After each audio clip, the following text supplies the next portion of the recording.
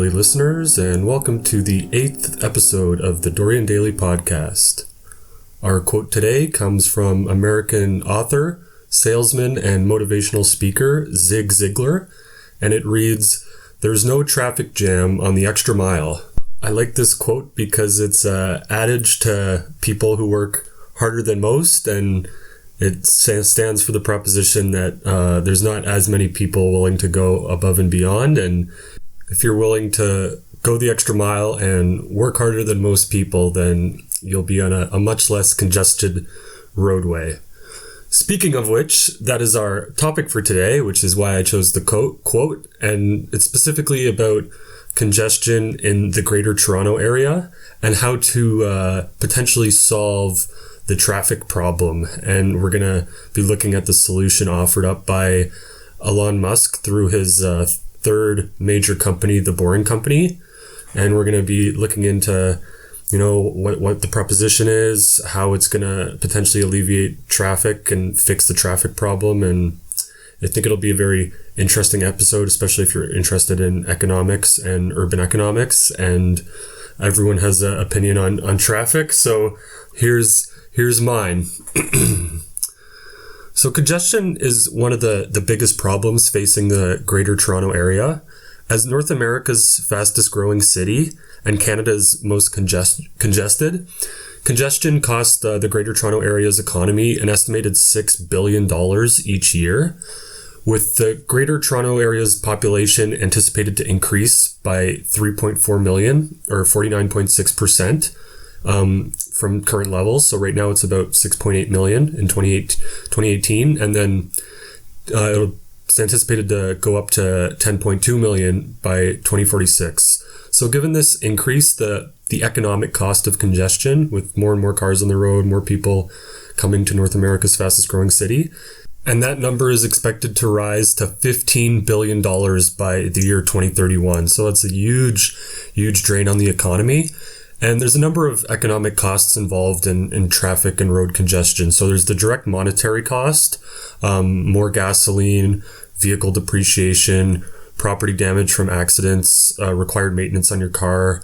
There's environmental costs of carbon dioxide emissions and CO2. And I know Greta won Time Person of the Year, so it is probably a very important issue for her, is the combustion engine, and it's once carbon's released from the ground, it doesn't like to go back in, and it heats up the planet as a result. And there's also the opportunity cost of congestion. So working, you could be spending time working, spending time with your family, doing other more meaningful things in your life than just sitting in traffic. And I know many people get like road rage and have serious psychology problems from dealing with traffic. I know I'm, for one, extremely impatient person, and it gets to me. And citizens also face a number of health consequences from sitting in traffic for extended periods of time. There's one study found that there's a positive relationship between commuting time, body mass index, weight circumference, plasma glucose, high density lipoproteins, cholesterol, increased blood pressure, and even triglycerides. So there's a lot of bad negative health consequences from sitting in traffic all day. And really a good functioning city, you should be able to get places within 45 minutes. And as we live in a more increasingly polycentric world, whereby not everyone's commuting downtown, some people are commuting from suburb to suburb, or they're just commuting all over the place, not to one central core, then it gets increasingly difficult to provide a effective roadway and transportation network for citizens, and the problem's only getting worse with the increase in population. So what is currently being done in the province of Ontario, in Toronto, city of Toronto, to alleviate the problem? So there's a number of initiatives, all of which are very, very expensive. The first is the provincial government's proposed $28.5 billion plan to expand Toronto's subway system and install light rail transit in surrounding areas. The second is Metrolinx's proposed initiative and investment in GO train service at a cost of $16.2 billion. And then the provincial government's extension and expansion of major highways such as the 427 and the QEW at a cost of over $600 million. And this is all taxpayer money. And why a lot of special interest groups are just say, yeah, spend it on infrastructure. This is great, blah, blah, blah. You really need to analyze the economic cost and see whether it's actually going to alleviate the problem that it purports to solve. So presumably by installing a better transit system, more people are going to be taking transit. So with initiatives 1, the subway and LRT expansion, and 2, the GO train expansion, while they're both extremely costly and will likely take over a decade to complete, the aim is to incentivize more people to take public transit, as I've just said, and hence have less people on the road. But the reality is that better public transit will not likely reduce the number of drivers on the roads in the GTA in the long term. And the reason for this is twofold. So in the first place, there's an economic concept called consumer cross-price elasticity. So how the change in the price of one good affects people's consumption patterns and demand for another good. So a lot of urban economists have studied the consumer cross-price elasticity of public transportation, and they found it to be extremely low. That is, some suggesting that it's less than 0.05. And what this means is that if cutting the cost of a public transit trip decreased by 100%, then you would only see a 5% or less decrease in private automobile trips. So even if you put a subway station right next to an individual's house and it reduced their cost of taking public transit by 100% by virtue of the fact they don't have to walk to a further subway station, then there's still only a less than 5% chance that they would use that public transit as opposed to their own private automobile. So I think that's something really interesting to note, is that it's very difficult to incentivize people to get out of their private automobiles and onto public transit. And there's a number of non-monetary costs associated with that, like economic costs or factors into the decision. So just things like comfort and, not having to listen to people's music and not having to get approached by all the panhandlers on the subway. So there's a number of reasons why people are reluctant to make the switch to public transit. Initiative 3, the highway expansion, is intuitively logical. The highway system connecting the GTA was built in the latter half of the 20th century when there were under 3 million people, whereas there is currently more than double that number in the GTA. So by expanding the highway system, there will be more laneways for individual motorists and hence more capacity. However, the fallacy in this type of infrastructure investment lies in the fact that most motorists respond to increased laneways by consuming more and more of it. That is, more people start driving or driving more than they normally would because there's initially more capacity. But then what ends up happening is that congestion gets worse because more people show up to use the roads as a result of the induced demand from the extra laneways. And it essentially improves the traffic congestion in the very short term, like the first couple weeks or months after the road's completed. But then it gets even worse once all the people start using the road. So this was actually empirically verified in Houston, Texas, whereby the government invested $2.8 billion in expanding the Katy Freeway, which is the major highway through the Houston area. And they did this only to see the congestion measured in travel time to increase by up to 55%. So the laneway expansions in Toronto that we mentioned are likely to have the same effect insofar as the law of supply and demand really knows no geographical bounds. And the people that really benefit from the infrastructure investments aren't the motorists, because it's their tax money that's being spent they're spending their own tax money to make the congestion problem worse for themselves. Who really benefits is just the construction companies that win these contracts to expand the roadways. And obviously construction jobs, I guess, are important. They're also economic, play an economic role in the city's economy, but you can question whether or not that's really the best use for the money. And really the only real way is economically been verified as congestion pricing would be the best way, which has been done in the city of London as well as other major cities in the world.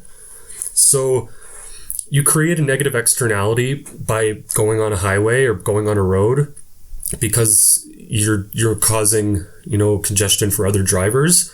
However, drivers, they only factor in their own private vehicle costs, such as gasoline, depreciation, time, their opportunity cost of time, but they don't take into account the social cost that they're imposing on people. So the cost of the environment, as well as the cost to other motorists by making making traffic worse and taking time out of their day, essentially, because you're clogging up the roadways. So this is what's called a negative externality in economic terms, and you can internalize the externality by imposing a congestion toll. So in peak rush hours, you could charge people money to use the highway, and this would actually deter people from using it during the peak times. However, barring a politician with an extremely strong political will getting elected, this is extremely unlikely to happen because citizens do not like being charged for something that they already paid to build.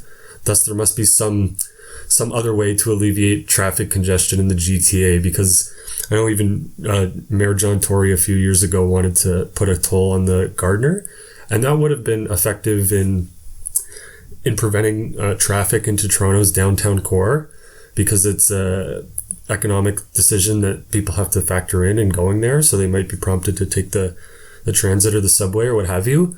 And then, of course, the provincial premier at the time, Kathleen Wynne, didn't have the political will because she's in a Toronto riding and a lot of 905ers voting for her. So she said, oh, no, it's fine. We won't charge a toll, and just continue to subsidize private automobile use, and it's vastly over subsidized. Really, drivers don't pay the true economic cost, which we've discussed above, is billions of dollars.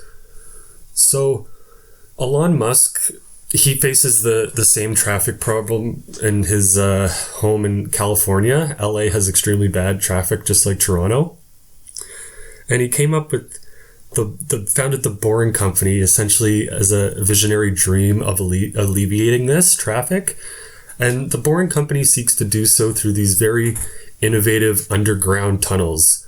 What makes the tunnels innovative is that they are designed exclusively for electric vehicles and vehicles with autonomous driving features. In other words, Teslas. Vehicles operating in these Boring Company tunnels, they can travel at ultra-fast speeds of up to 120 miles per hour. And Elon Musk believes that these tunnels are the best way to alleviate traffic congestion for several reasons. In the first place, the tunnels are three-dimensional. Contrary to two-dimensional roads, which can only be built on top of the Earth's surface, tunnels can be built over top of one another and down many layers. As such, there's no practical limit, really, to how many layers of tunnels can be built. So any level of traffic can be addressed. Like, you can approach very, very close to the Earth's core, but you wouldn't really need to do that. You could just keep tunneling near the surface and build more and more tunnels. The only other three-dimensional alternative would be flying cars. And as Elon Musk has mentioned, they have issues with weather. They have issues with noise. They'd be almost as loud as a helicopter, just by virtue of the physics behind the weight of gravity in the air hitting the propellers. And generally, they increase anxiety levels of people below them, because if you're walking on the street, I don't know how comfortable you are with people driving their own flying cars above you, Jetson style. So, tunnels are, not visible to people on the surface. They're weatherproof. So, Canadian winter, you're not going to get snow in them. And they're also earthquake proof insofar as they can be engineered to move with seismic shifts in the earth. So that's pretty cool. And the Boring Company has already built a fully operational 1 mile, 1 lane test tunnel in Hawthorne, California. The test tunnel allegedly cost approximately $10 million USD to build. And in addition to this test tunnel, which has been fully operational, and it's by invite only because there's so many people want to try it out with their Teslas. But in addition to the test tunnel, the Boring Company currently has 4 proposed projects, one in Las Vegas, one in Chicago, one in Los Angeles, and one in Washington, D.C. And the Las Vegas project is expected to be operational in late 2020, so this year. And it seeks to alleviate traffic going to the Las Vegas Convention Center. And hopefully, after seeing its operability, the city will expand the tunnel along the main strip through to the airport in Nevada. So that's very cool and a very exciting development for the Boring Company. So an obvious question is, what makes the Boring Company's tunnels different from normal tunnels?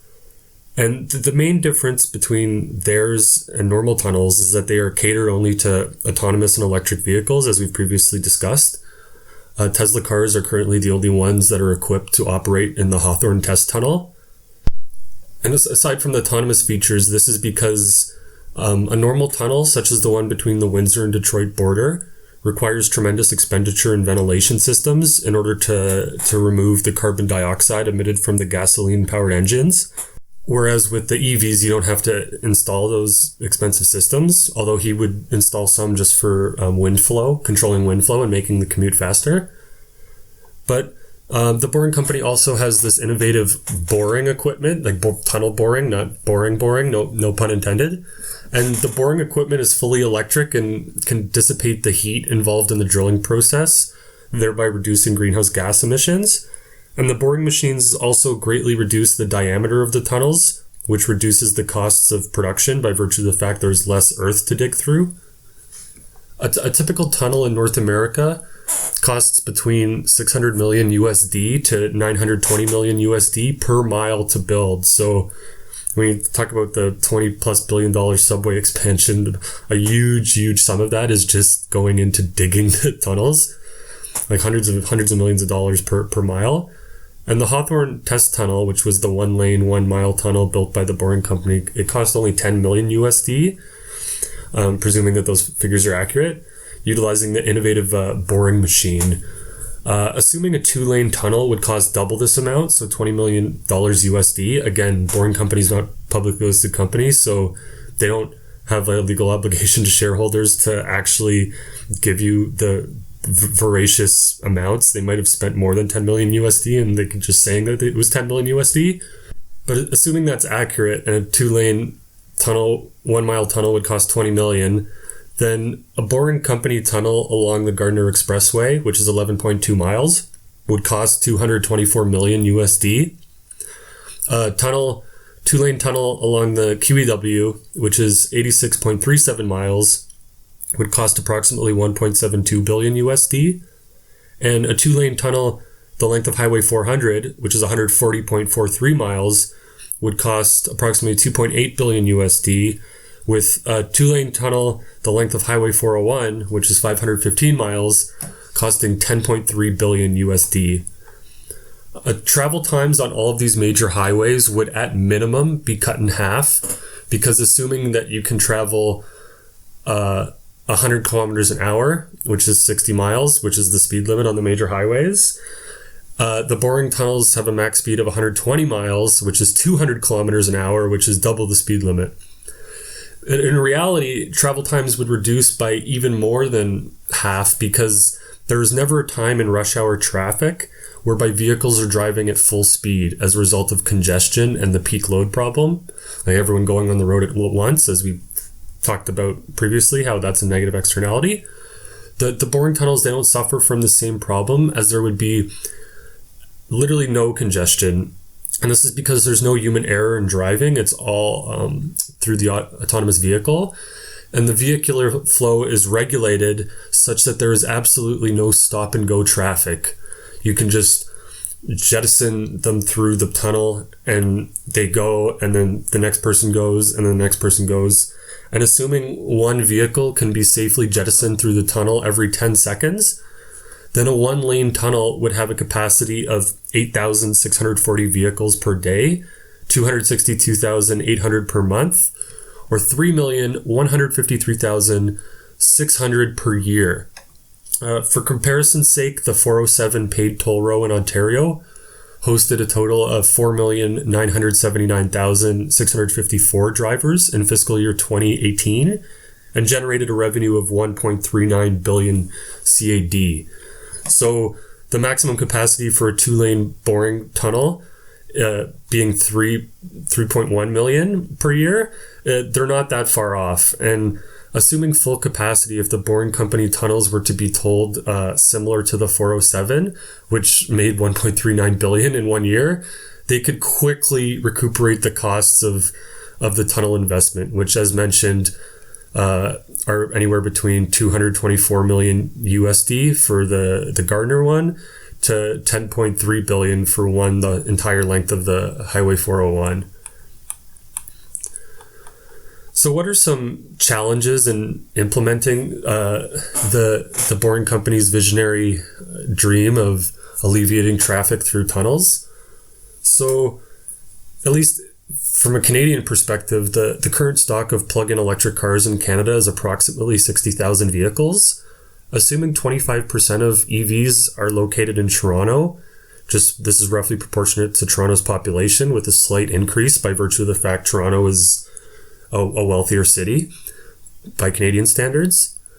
And also assuming that the tunnel-enabled Teslas make up 40% of these electric vehicles, and this is just based on comparative US electric vehicle sales and industry reports, then approximately 6,000 people in the GTA have Teslas and could use the tunnels on any given day.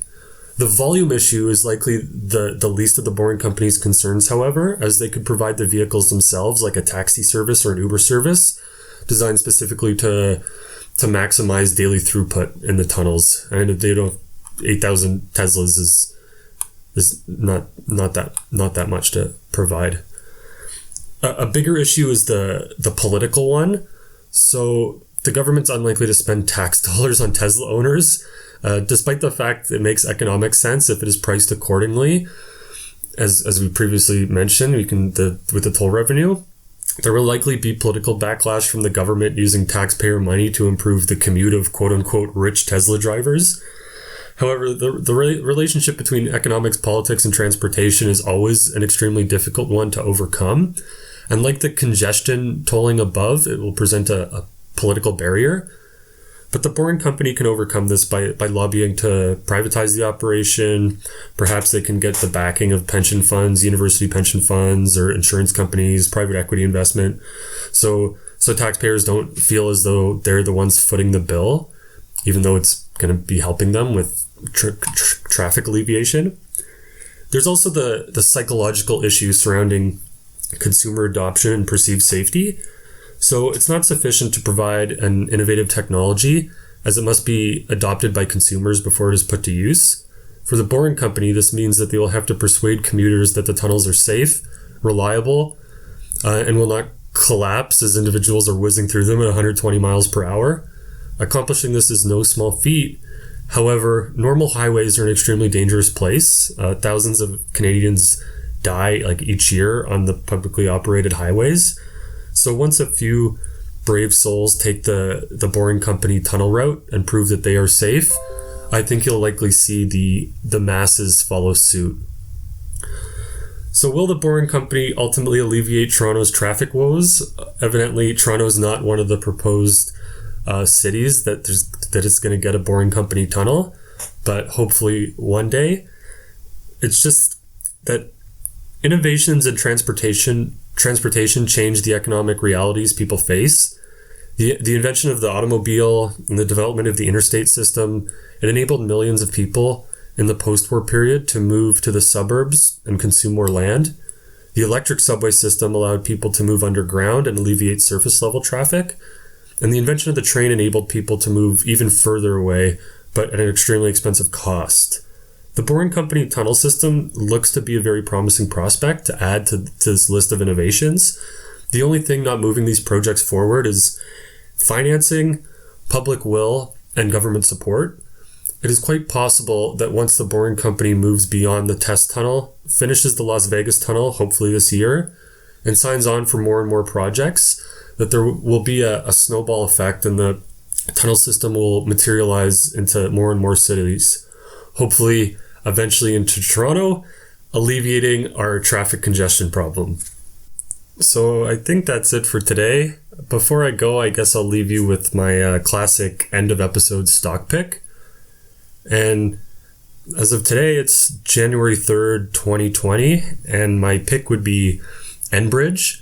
It's the ticker symbol ENB, and it's listed on the Toronto Stock Exchange, currently trading at $51.45 Canadian per share.